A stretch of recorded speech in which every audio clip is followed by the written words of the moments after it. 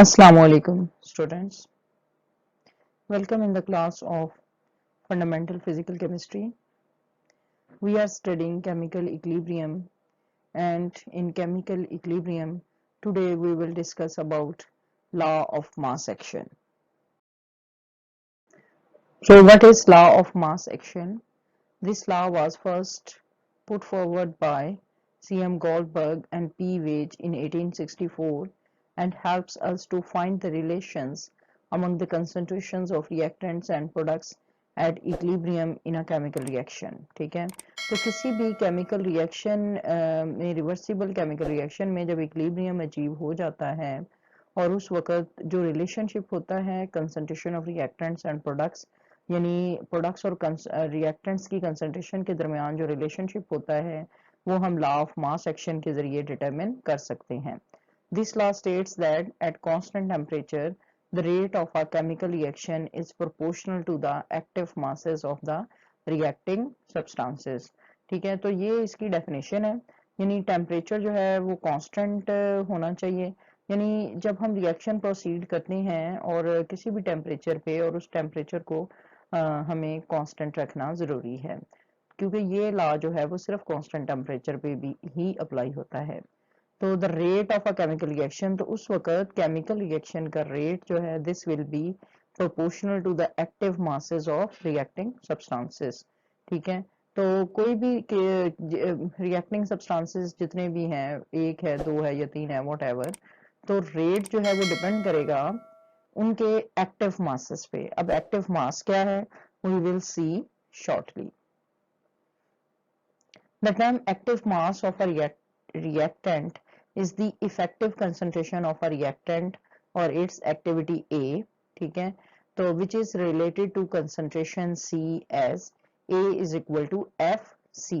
ठीक है, तो A जो है वो एक्टिव कंसंट्रेशन है और C जो है वो टोटल कंसंट्रेशन है.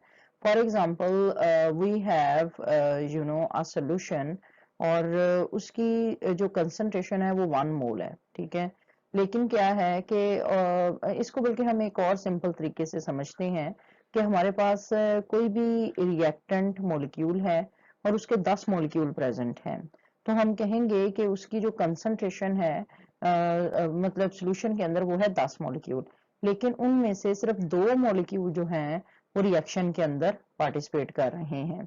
तो इन 2 मॉलिक्यूल को कहेंगे कि ये इसकी एक्टिव कंसंट्रेशन है.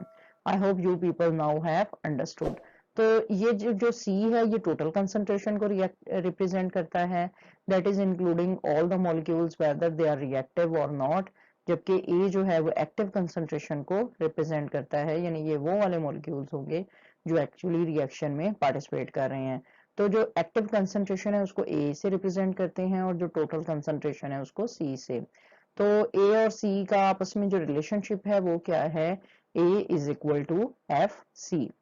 The factor F is called the activity coefficient of the substance. तो एफ को हम बोलते हैं activity coefficient. For ordinary systems like gases at low pressure और dilute solutions which do not deviate appreciably from ideal behavior, f is equal to 1. ठीक है, तो activity coefficient ideal gases के लिए, ठीक है, और लो प्रेशर पे या फिर ऐसे सॉल्यूशंस जो बहुत ज्यादा डाइल्यूट होते हैं, ठीक है, तो उनके लिए जो f की वैल्यू है वो 1 के बराबर होती है एक्टिविटी कोएफिशिएंट की. और जब f को हम 1 के बराबर लेंगे तो एक्टिव कंसंट्रेशन जो है वो टोटल कंसंट्रेशन के बराबर आ जाएगी. A is equal to C. That is, the active mass may be replaced by molar concentration. It is generally represented by enclosing the formula of the reactant in square bracket. For example, A in square bracket stands for the active mass of A. ठीक है, यानी A जो है वो total concentration है और उसके active mass को हम ये स्क्वायर ब्रैकेट्स में एनक्लोज कर देंगे. Hope you people have understood and enjoyed this lecture. If any problem, you are very welcome to ask. Okay, सो इसको हम इलस्ट्रेट किस तरह कर सकते हैं, consider a simple reversible reaction occurring in a homogeneous system at a given temperature. ठीक है, let 1 mole of A reacts with 1 mole of B to produce 1 mole each of L and M as indicated by the reaction. So these are the reactants A and B.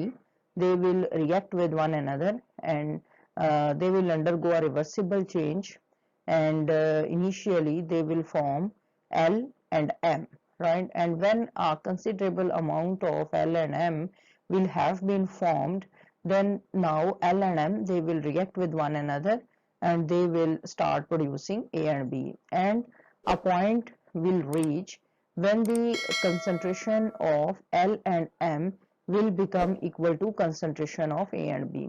ठीक है, या एक equilibrium establish हो जाएगा और उस equilibrium पे जितने number of molecules of A and B L and M में कन्वर्ट हो रहे हैं, उतने ही number of molecules of L और एम जो हैं वो ए और बी में कन्वर्ट हो रहे होंगे.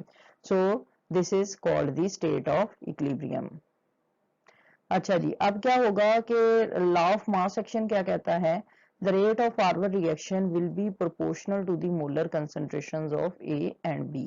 ठीक है, लॉ ऑफ मास एक्शन ये कहेगा कि अब रेट ऑफ फॉरवर्ड रिएक्शन इस साइड को है और रेट ऑफ रिवर्स रिएक्शन इस साइड को है. ठीक है, तो rate of forward reaction this will be proportional to the product of molar concentrations of A and B. अभी हम मोलर कंसंट्रेशंस की बात कर रहे हैं, एक्टिव कंसंट्रेशंस की बात नहीं कर रहे, वो हम लॉ ऑफ मास एक्शन के पार्ट 2 में स्टडी करेंगे.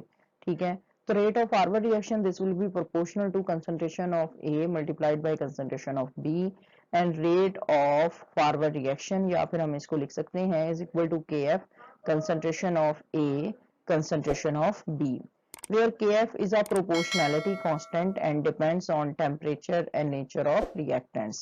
Similarly, the rate of reverse reaction would be proportional to the molar concentration of L and M. तो इसी तरह rate of reverse reaction this will be proportional to the molar concentration product of molar concentrations of L and M. Okay, तो इसका क्या मतलब होगा कि rate of reverse reaction this will be equal to K F into product of concentration of L and M. ठीक है, अब equilibrium पे क्या होगा, जैसा कि मैंने एक्सप्लेन किया पिछली स्लाइड पे, these two rates they must be equal. Hence ये जो के एफ है forward right rate concentration of A into B, this will become equal to the reverse reaction which is equal to KR L concentration of L into concentration of M. ठीक है, तो वो क्या हो जाएगा कि KF divided by KR is equal to concentration of L into concentration of M divided by concentration of A into concentration of B, right? और ये वाला फैक्टर जो है this is equal to KC, तो KC जो है ये इस फैक्टर के बराबर आ जाएगा. So, where Kc is equal to Kf over Kr is known as equilibrium constant of the reaction and is defined as the ratio of the product of molar concentration of products to that of reactants. तो ये इस equation को actually इन्होंने अब words में बयान कर दिया है. That is Kc, this is the ratio of rate of forward reaction to the rate of reverse reaction, and this is equal to the product of concentration of products to the product of concentration of reactants. अच्छा जी, अब ये जो subscript है C इसमें KC में indicates that the equilibrium condition is expressed in terms of concentration units, that is mole per dm cube of various species.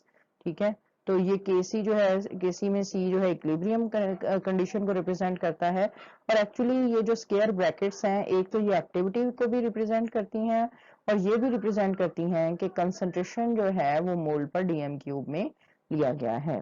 So this is the end of today's lecture, and in the next lecture we will study law of mass action in terms of activity. Till then, अल्लाह हाफिज.